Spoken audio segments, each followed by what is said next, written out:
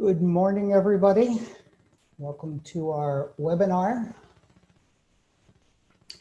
Can everybody hear me okay?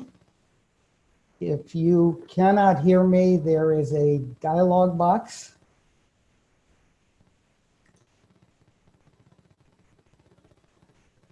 Okay, thank you, Victor. Appreciate that.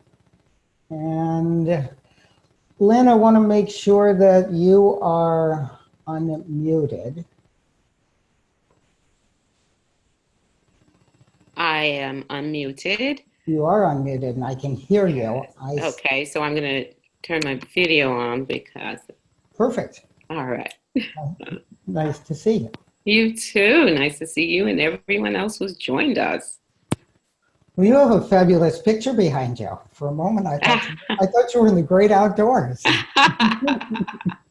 in Yosemite Falls, just doing a webinar. That would be lovely, actually. That would be lovely. Maybe we'll have to plan one in the future for this. I think so. All right, so a few pieces of information for those of you who are joining us. You have an option for opening up the chat box. It should be a little icon on the top right of your screen. And if you have any questions that you would like to ask Lynn throughout, just go ahead and type those and I will weave those in. I'm Glenn Marks, and Robin Zander and I are co-hosting the webinar series. We're absolutely delighted today to have Lynne Hurdle join us. Lynn, why don't you begin by just telling people a little bit about you. What do you do? How'd you get to where you are today? Okay, so that's not quite a little bit, but I will do my best. Yes. I'm Lynne Hurdle. I hail from the Bronx. That's number one. And I'm a conflict resolution strategist, communication expert. I work with leaders who are really interested in having a very different relationship with conflict than they normally do, which means they're interested in learning the skills to have difficult conversations, to actually run toward conflict, to engage in it in productive and powerful ways. And I am thrilled to have been able to be in this way of work, not just in my life, but also doing the work for over 30 years now. And actually how I got into it is a little bit, I don't know what people think of this, but I know for myself, it's very real. And I fell into it. It chose me. I did not choose it. Long story short, because I do tell this story in my book, basically when I was 17, I had been performing from the age of 3 all the way through. I was at a performing arts high school. I knew what I was going to do. I was going to Syracuse University to, in my eyes, be a star, but certainly to enroll in their theater program. I was on a bus. And my parents had moved us from the time I was 7 into an all-white neighborhood.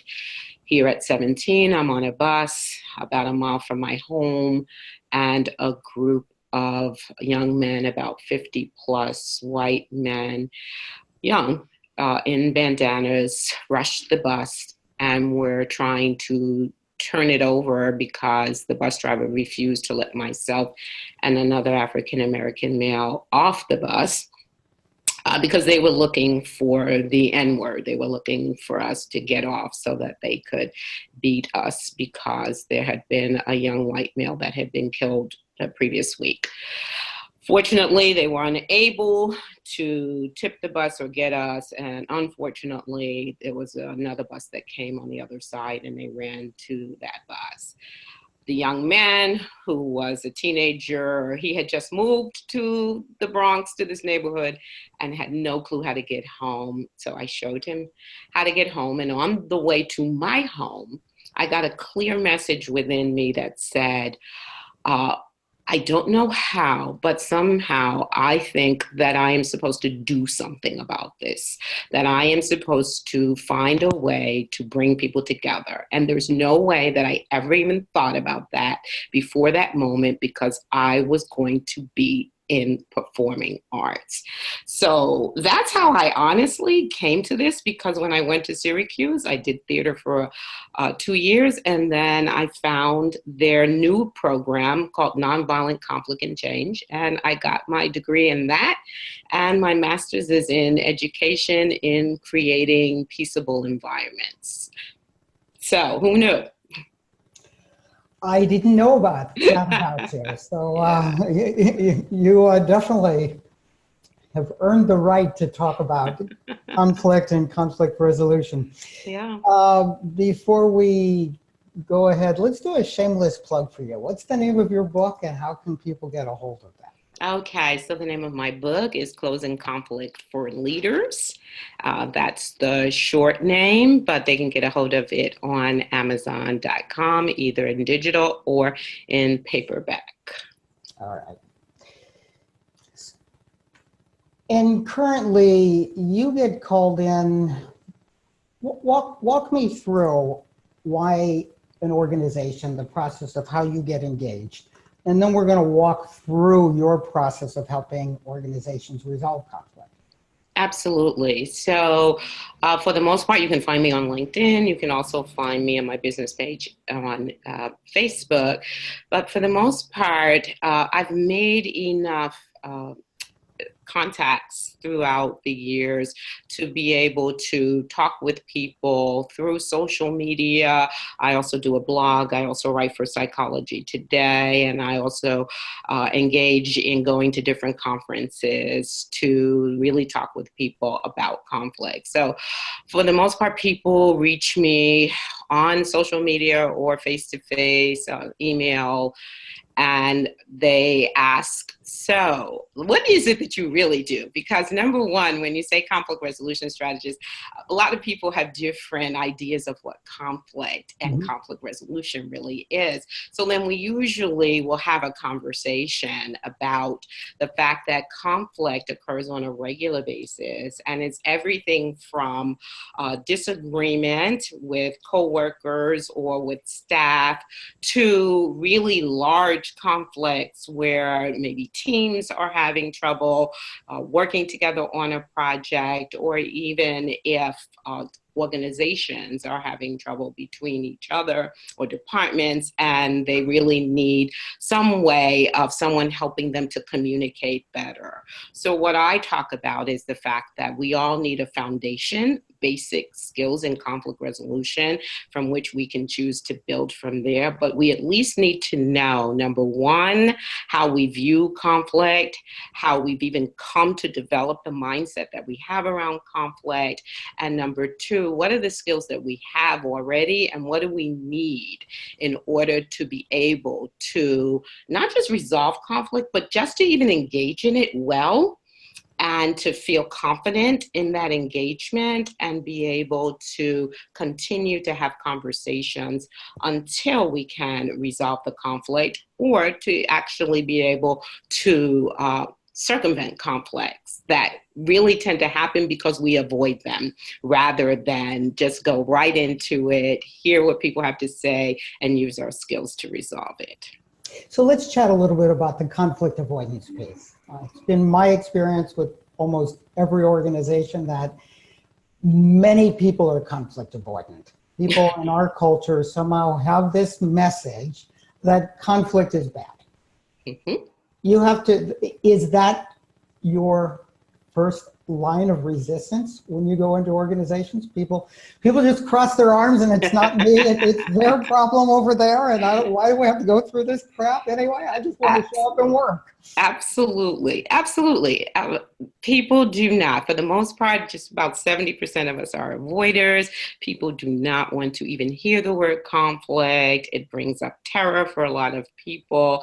And so for the most part, I have to help people to get past that. And really what I do is, first of all, anything that I do with my clients, I've done with myself and continue to do on a daily basis, because the work is ongoing. Because conflict is ongoing. It's always coming at us in some shape, form, or another, whether we manage to dodge it or not. And so I talk about the fact that we all have conflict stories. We all have places where we got this negative, usually negative idea about conflict, and it begins early in life. And if we can start to talk about that, where it began, and recognize that that view of conflict has been learned and reinforced over time through a lot of different sources, including media and peers and just even other experiences with conflict. If we can begin to recognize that it was learned, then I help them understand it can be unlearned, and just really by being able to engage successfully in conflict situations. So I want to follow up on that a little bit, because both sides of my brain are listening. Uh-huh. You're a people person, I'm a people person, but I've encountered a lot of leaders, a lot of managers, that what you just described about the conflict story sounds a little touchy-feely. They just want the problem fixed. Yeah. So if somebody's listening and they are a manager and they're dealing with people on their team who don't want to acknowledge, they don't want to get into the nuances, how might you suggest, how might you guide people into having the conversations where all of a sudden, not only is it acceptable, but it's really productive to have these conversations about where conflict stems from? Yeah. So a lot of times, one of the things that brings me into companies is that they recognize that the majority of the people that work for them and with them actually don't like conflict and don't have the basic skills to engage. So that will often lead to me doing a workshop around conflict resolution, basic skills, and helping people to really work through some of that and also give them the skills to begin. As a leader, if that is not going to happen and you really want to address the conflict that's happening in front of you, one of the things that I say that's really important is, number one, model that you yourself are willing to engage. Because one of the biggest complaints for folks is that leadership avoids conflict. Leadership does not resolve things right away. Leaders let things build up and tensions get worse. And so what you're coming into is crisis, as opposed to just a conflict that could have been resolved had we just said, you know what, I'm noticing this. Let's sit down. Let's have a conversation about what's going on. So that's number one, modeling it. Number two, if you are going to engage, recognize that you're going to have to listen a whole lot more than you're going to talk, even as the leader, because what you want to do is to be able to set the stage for people to be willing to talk about what's going on without having to be interrupted constantly, without having to be judged right off the top, or without having to be fixed immediately, but actually being respected in a way that says, I really want to know what's the conflict about for you. And then to actually offer to ask, what are the solutions that they see before you even offer your own? And then to offer your own if it seems like they're not really willing to resolve it in a way that can be constructive. Okay, so before we jump into talking about your suggestions and your steps for helping teams and leaders resolve conflict, let's go back to the 70-30 number you mentioned. 70% of us are conflict avoidance. Let's talk about those 30%. Are those 30% the people that are causing the conflict? I think people like to think that, but it's more often than not people who actually have the skills, right, and are willing to engage. There are people who love conflict and love to cause it, as you've said, and so they're not necessarily, not everyone's intentionally causing it, but because they aren't aware of what they do in conflict situations to make it worse, they are the people that essentially make it worse. Okay, now, and You said something earlier, and just want to clarify and make sure that I'm following that a lot of these, before it gets to crisis, that if leaders were more proactive, if they were more comfortable, if they were more skilled at avoiding it, a lot of these crises could be avoided. So that the Hmm. avoiding conflict actually now tips people into the 30% who might be causing the conflict because Yeah. they're avoiding it. Absolutely. And the other thing is that sometimes we don't know that we're avoiding it. Sometimes people will say to themselves, you know what, I'm just going to let them work it out. But as a leader, are you aware of whether they have the skills to actually do that?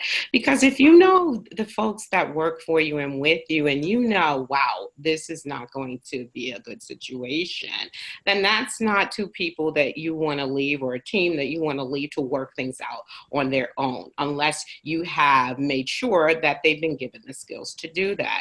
So sometimes it plays out like that. Oh, let me see if they can just work it out on their own. I don't need to step in. And sometimes it's like, oh no, I just don't want to deal with this at all. So I'm just going to remove myself from the situation and hope that this gets better. Okay. You have a very specific process that you guide leaders and teams through. Mm-hmm.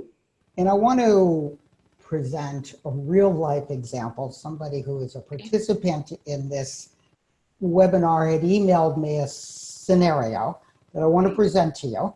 And if you can talk about your system and how you might suggest with this organization. This person had been called in to facilitate a stronger team and using some tools to look at people's strengths and abilities and things of that nature, and sort of got blindsided at the end of the training when the executive director of a nonprofit pulled her aside and said, well, the real reason I called you in is there's somebody on our team that everybody considers toxic. Mm-hmm.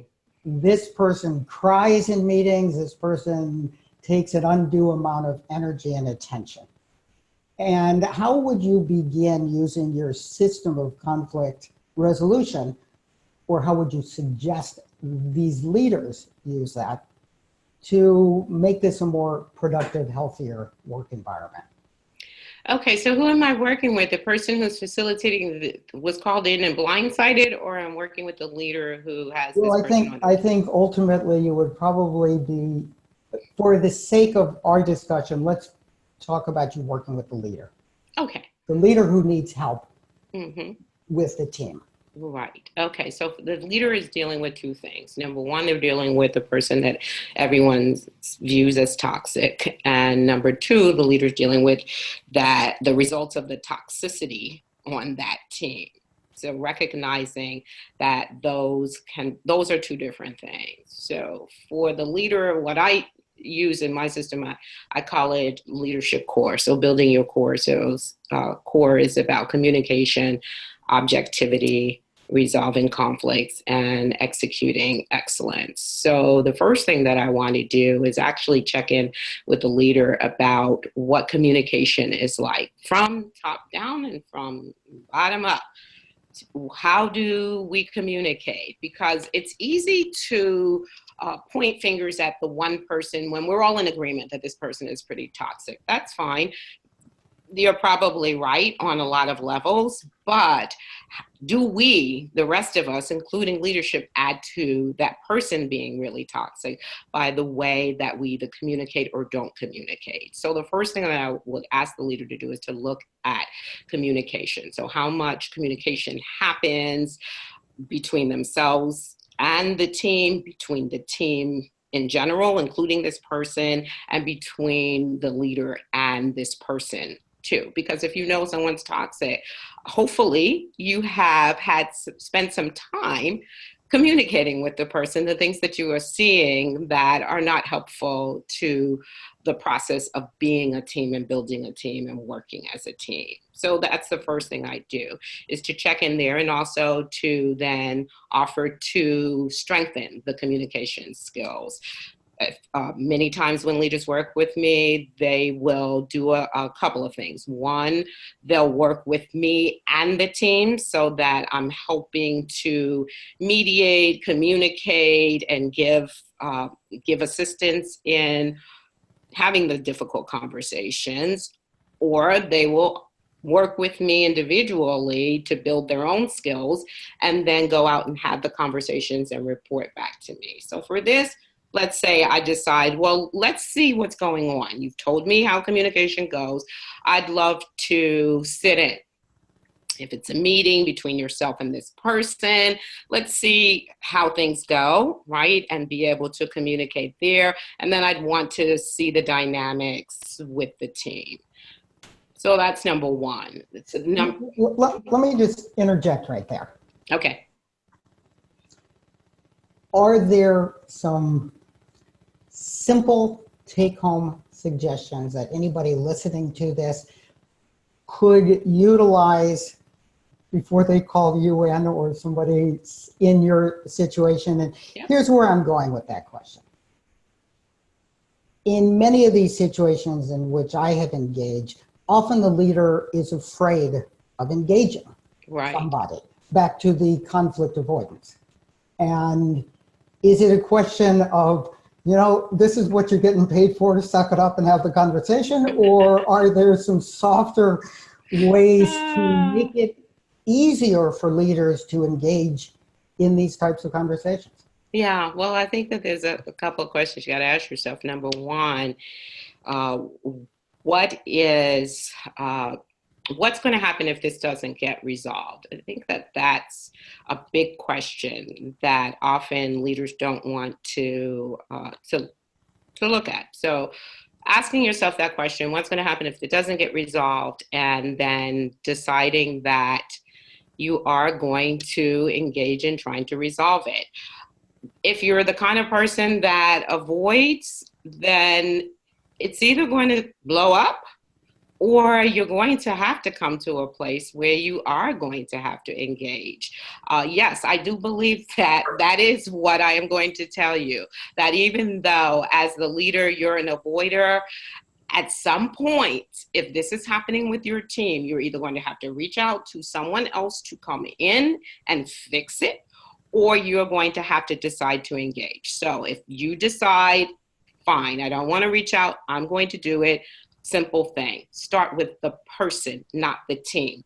Having to deal with too many dynamics is going to be overwhelming. So start with the person and start to ask the questions. So what seem to be the kinds of conflicts that are coming up, or the kinds of issues that are coming up for you that may be getting in the way of your work and your relationships with the team? And then listen. Listen and counter the urge to interrupt, but truly listen for what that person is saying.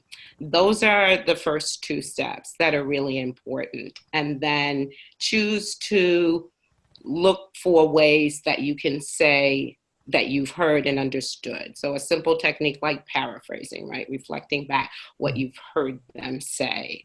Sounds like this is what's going on, or here's what I'm hearing. Is that correct? So those are really simple things that you can do to try to understand what's going on with this person. And then the next thing is to be able to share with them what dynamics this situation is creating. Right? So if you know what those are, to be able to share that, to ask them to listen to you as you share that, and then go back to listening after you ask the question. So how does that sit with you? How does that blend with you? What things do you want to share about what I've just shared with you? But that's the beginning process of things to create a conversation around what's going on. There is a theme I'm hearing, and that goes with the C, the communication, which is listen, listen, listen, listen. Yeah. We tend to listen to the point at which we wish to interrupt people. And that comes extremely early in the conversation. We're not trying to be mean. Often we're trying to get a quick fix right? We want to fix this. So we jump in with what we think is a solution, but we tend to jump in too early and we solution not the real problem, but what's on the surface. Okay. So the second step, yeah, after the communication is objectivity. So let's say you had that conversation. Great. It was a good beginning conversation. Objectivity says step back and say, so how did I do in this conversation? Like, what are the things that I think that went well, that I did well, and what could I have done better, so that the next time I have to have this conversation or any conversation, I'm able to bring in the things that I think I didn't do well in this one, right? So objectivity, we often don't look at any kind of difficult conversation or any kind of conversation around conflict because we just enough already. We just want to get rid of it. We did it, it's done. But the way to improve and get better is to be able to objectively say to yourself, where do I want to improve, or where did I really feel like I did well? And then be able to look at what are the things about this conflict and this person that are still presenting a problem, and how do I want to address that? There's an abundance of studies. I actually looked at one this morning that repeatedly tell us we're terrible at judging our own behaviors, our own performances. We tend to think we do a better job in communicating than other people rate us. So how do you help people develop that objectivity? Is this where having a coach comes in? Is this where having a support team? How does all of that work? Well, usually, yes. If you have someone else who's skilled, again, if you don't want to reach out to someone like me, if you have someone else who's skilled who you can run the conversation by, then they may be able to help you really hear, because you're correct. We often see it our way or hear it our way. If you're asking me, if you're working with me, I often will hear, almost all the time, will hear it very differently than the person did. And I'm able to ask them questions about, so when you said this and they responded in this way, what do you think about that? Or how do you think what you did might have lent itself to that particular response or reaction? People can hear it often from someone else. Sometimes things are difficult to hear, but a lot of times just the simple things, just, is that the way that you asked the question? So let me just say to you, when I heard you repeat back the conversation to me, the question sounded judgmental, or I have to honestly say, I felt attacked by that question. Is that how you meant to ask it? This tone plays a huge part in the way that we deliver messages. So things like that, I think, are really important in getting to objectively look at the conversations that you're having when it comes to conflict. So I've sat down with this toxic, or I prefer the word challenging employee. Yes. We have had a conversation. I believe that I have a sense of what might trigger this person's behaviors, what their perspective is. I look objectively at our conversation and I think I did a pretty good job of listening. Mm-hmm. Now what? So now you go to the R, which is about resolving conflict, right? So what are the different ways that we can resolve it? Can't resolve it one-sided, so you are going to have the conversation with the rest of the team, right? And as a manager, as a leader, the last thing you want to do is spend an enormous amount of time on this. I get that and understand that. But you are going to have that conversation. And so whether some managers decide one-on-one, I can do it quick, just give me a sense of what's going on from each person. Some managers may decide to have it as the full team. Difficult decision, because if you have it without this person, then that person is most likely going to find out that this was a meeting. So the only way that I would do that is with the permission of that person. So at the end of our difficult conversation, to say, I need to get a sense from everyone else what's going on too. Is that all right? you get the permission, and then you can have the team meeting. But the team meeting needs to be very structured, right? So, so tell me what are the issues that are going on, how this affects you, how this affects the team, any ideas that you have for resolving it. Simple enough questions. You're asking the team to come up with ideas of how to resolve it. Yes, and that conversation with the person should go to the point of asking them that same question, right? So that we're not leaving them out of the process. Okay. Ideas are flowing. People agree on, okay, let's try this, let's try that, or this would work to meet everybody's needs. What's the E at that point? And okay. Next step. So, all right. So executing excellence, which really is, you've listened to everyone. I know as a leader, you have your own ideas as well. So in executing excellence, what is going to be the best solution or solutions, because there can be many. We tend to just stick with one, but there could be many solutions that are really going to move people forward as a team. If that's what you decide really needs to happen here. Sometimes I deal with leaders who say, I just want to get rid of the person, right? Like, that's a quick, easy fix. Can I just fire the person? And if that's something that you're thinking about, then I encourage you to actually still have the conversations. And if that's a solution that you want to throw into the mix as the leader, then you need to consider that as much as you consider everything else, right? So as the leader, what are the things that sound like they might be fruitful to you? And do they contain both the person and the team's ideas as well? Many times they do. Many times people come up with really great solutions to the conflict rather than just having the leader come down and just say, look, this is how it's going to be handled. If that's not the case, then you are going to have to make the decision yourself. But understand that when you convey whatever that decision is, that you also convey that you really appreciate that they gave their ideas for the solutions. If I were coaching that leader, I would say, is there anything that they've come up with that you feel like they should at least be able to try, right? If anything that has come up that they should at least be able to try. And oftentimes they can say, okay, well, I could go with this and see how it goes, right? For a little bit. Fine, let's try that out and see how it goes. But anything that you try out, understand you still have to come back and check in. The check-in is the difficult part for avoiders, right? All right, we fixed this, let's move on. Nope, let's check in and make sure that it's working, that it actually is fixing whatever the situation is. Say a little bit more about checking in. What might that look like? What would be an example if I'm a leader and I want to check in? What would I be doing? Okay, so an example. So I can give you an example actually from a client without breaking confidentiality. It's a particular client that actually this is the situation, right?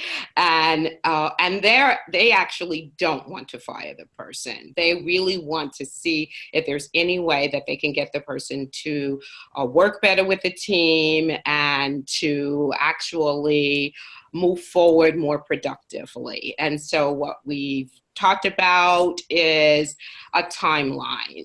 So something simple like what drives us so crazy is this person never responds in any way, whether it's emails, voicemails, text. Anytime we try to reach out, person doesn't respond, and then it just absolutely sabotages everything because they're also in a leadership position for the team. So here's what we've talked about. Here's the solution we're going to go with.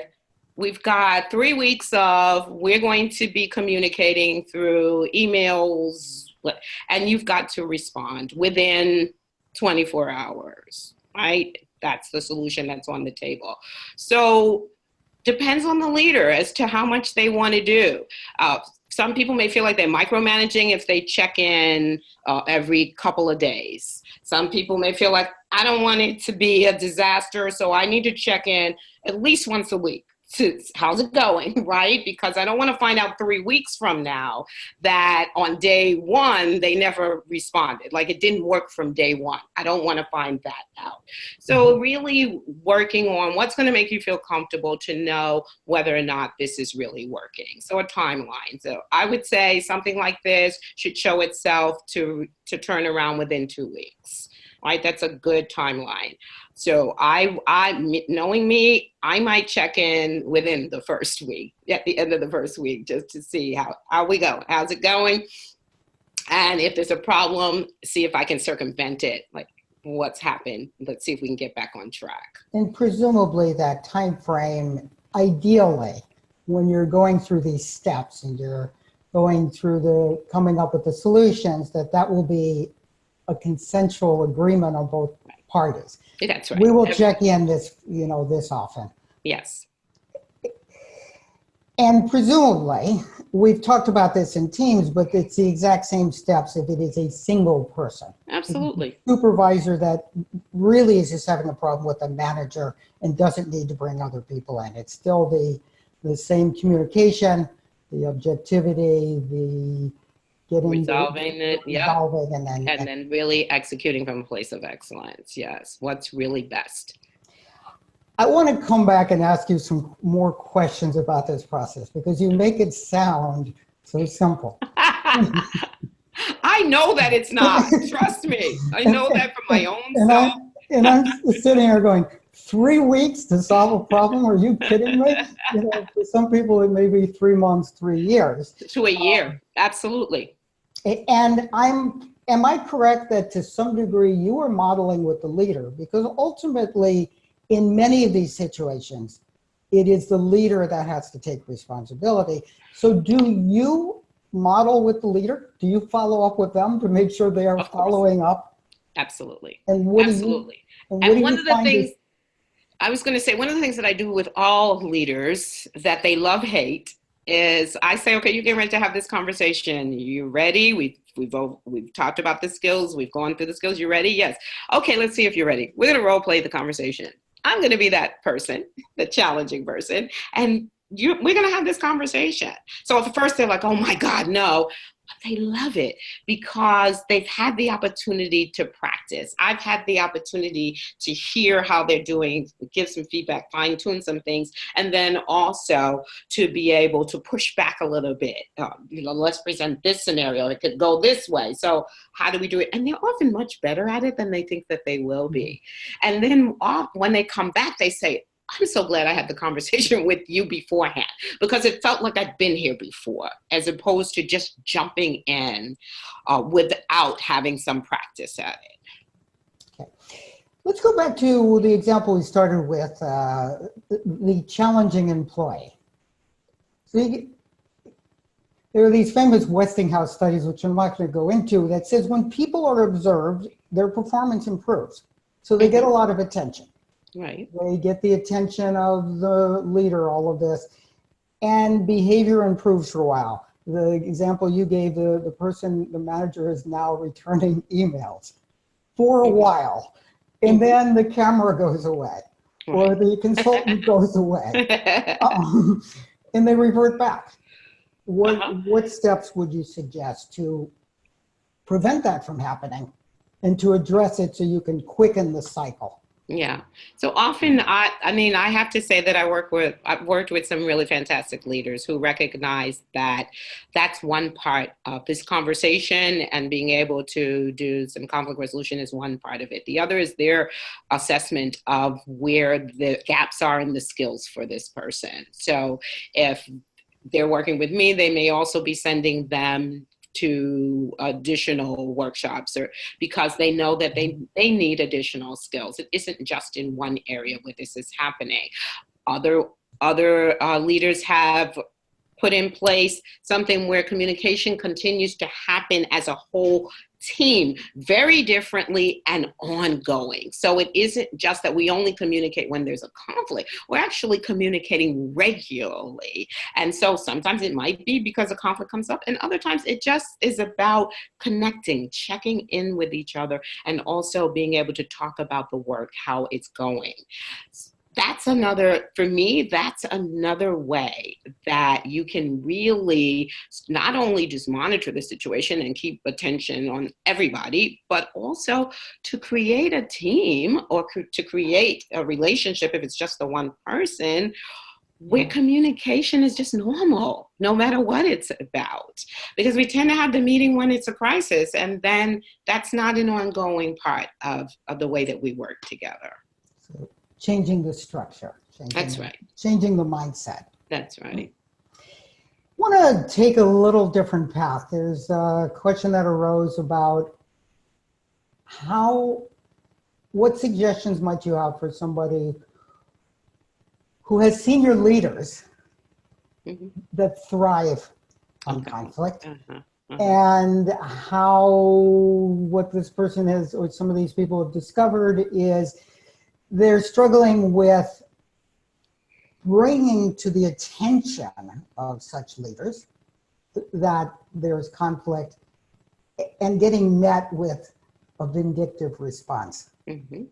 So how might you coach that person? Okay, so again, I want to help this person look at themselves, right, in the process of conflict resolution. What do you bring to the table? Because I think that that's very important. You may have a leader, I might have a leader that's willing, I'm willing to jump in. That's not my problem, right? I don't avoid, I jump in, and I've told these leaders that this is a problem. The way that they interact is a problem. That's great. Still need to see how you're doing that. What are the skills that you're bringing to the table? Are you coming in a very authoritative way that doesn't leave room for them to be able to express themselves? What are you modeling at the table? So if you're not modeling the kind of dissension and condensation that that your senior leaders are engaging in, then that's great. So here's what I'd say. You need some guidelines for how the conversations are going to go. And you need to be able to get them to buy into speaking in that way. Very difficult at first because people tend to speak over each other and whatever their patterns are. But it's really important that if you want to have conversation, you want to be heard and you want them to hear each other, then you need to put a process in place. And so the process could be, it is just one person who speaks at a time, and we let that person speak and we hear them out. And then often I will work with teams to say, so before the next person speaks, please tell me what this person said, right? So that we are working in a way where we really are hearing each other. I know that can be difficult for people, and people can push back and poo-poo it.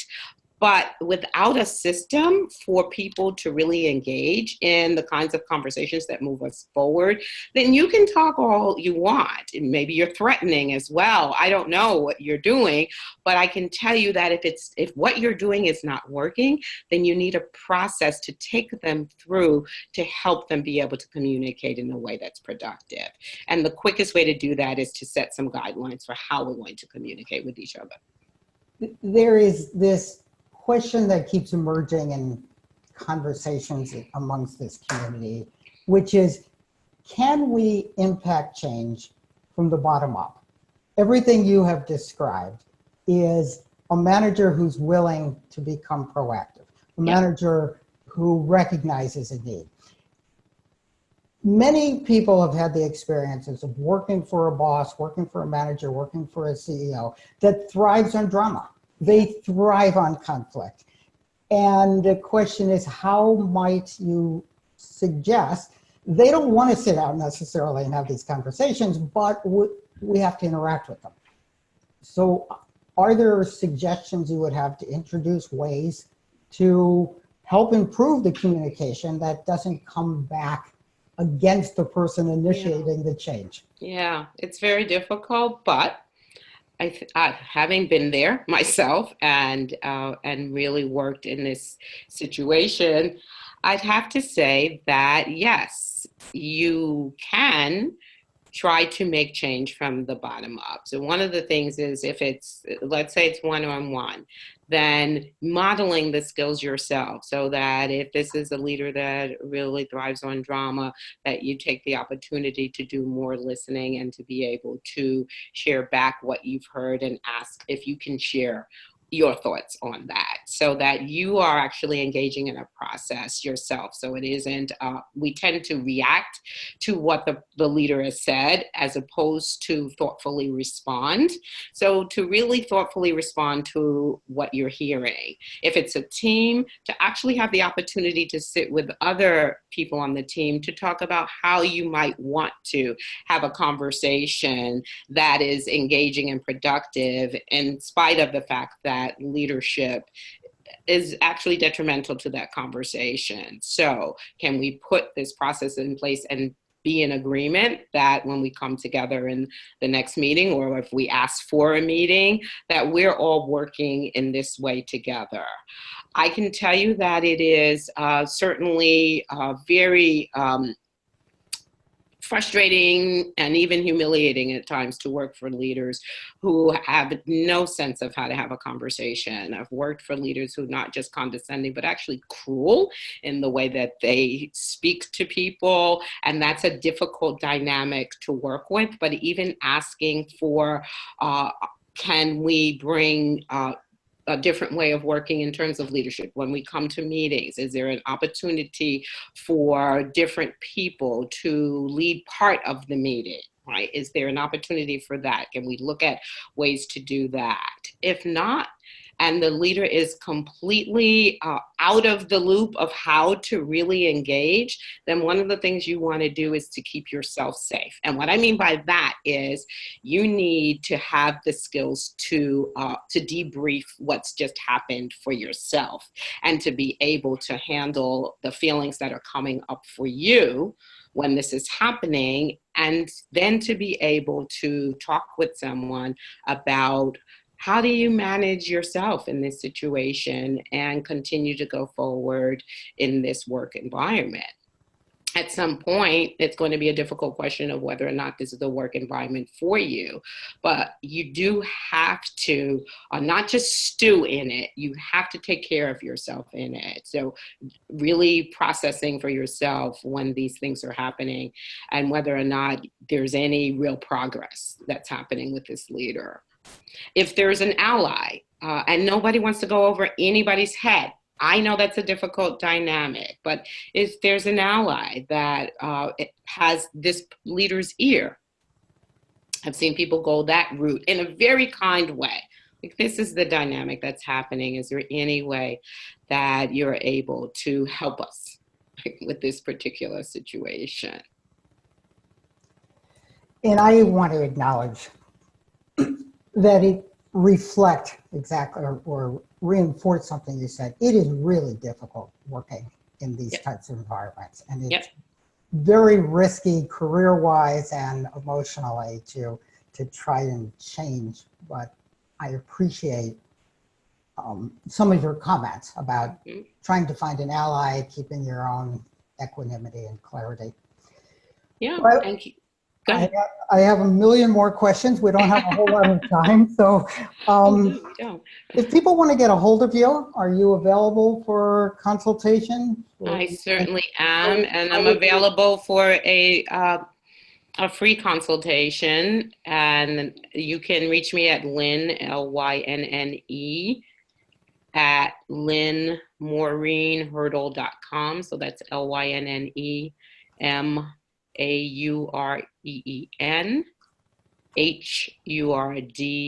like David, LE.com. So it's Lynne at LynneMaureenHurdle.com.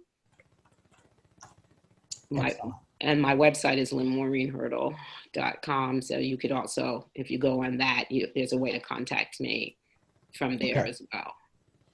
Excellent. And I want to remind our listeners, if you want more information about these webinars, you can always contact us through the responsive.org website.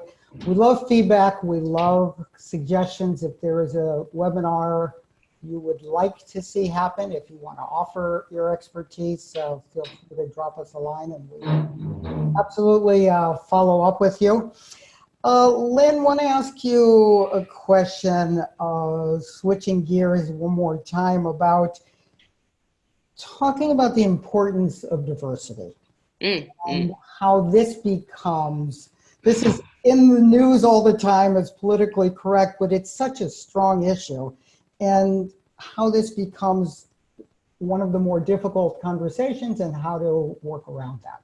Yeah, what I'm finding is that there are leadership is tasked with creating more diversity and managing more diversity, because it isn't just about diversity, it's also about inclusion, how people feel like they are a part of the work community. And there are some leaders who can take that on and really have the difficult conversations about the realities of doing that. And then there are some leaders that feel like, wow, this is huge, and I don't really even know how to take this on. So one of the things that I think is really important is, if you're tasked with this, that you actually have a conversation with your team, with your supervisor, about what does this really mean? So when we talk about diversity and inclusion, what does that look like here? What would we ideally want it to look like and feel like for folks coming in? And what are some of the issues that we're sitting with? One of the bigger issues is that people feel like, well, this is, that means we're bringing in people who are going to be less qualified because we're looking for specific people to check the box. And what you want to make sure of is that while that can be put on the table as something that people are thinking about, you want to make sure that you have the conversation about what diversity it has been shown to improve and what we expect will happen once we are probably much more representative of who our clients are, right? I mean, most organizations have diverse clients, but when you come into the organization, they don't represent who they serve. So to be able to actually have the conversation, and it should be ongoing conversation. So if I'm working with a company and this is the thing that we're working on, then what we're setting up are conversations where the people involved, if it's a manager and you have the team, you want more diversity in the team or more diversity in the organization, that folks actually have an opportunity to come to something like a roundtable or discussions to talk about diversity, what it means, why it's important to us, and how we're going to do it. One thing I also want to say about diversity is, when we talked this last conversation about you have a difficult leader, diversity is a real key thing that I talk about with my clients, because as a woman, as a person of color, when you speak up and how often you speak up often relates to how comfortable you even feel as a representative of diversity in that company. So you are going to find that some people will not speak up because that's all they're doing constantly at their company, right? As a person of color, a woman, LGBTQ, we're always speaking up. We're not going to speak up. So how I work with them would be very different. So I really want to put that point out there, that I'm very aware of how diversity affects the way that I'm working with a client in terms of being able to speak up and be the one to initiate conflict conversations. Sounds like you have a wealth of wisdom. I'm glad the bus didn't get turned over when you were 18, and thank you for everything you do. Thank you. Thank you for having me. And thank you for everybody who participated, and looking forward to joining you in future webinars. Take care. Absolutely. Yes. Take care, everyone. Thank Bye-bye. you.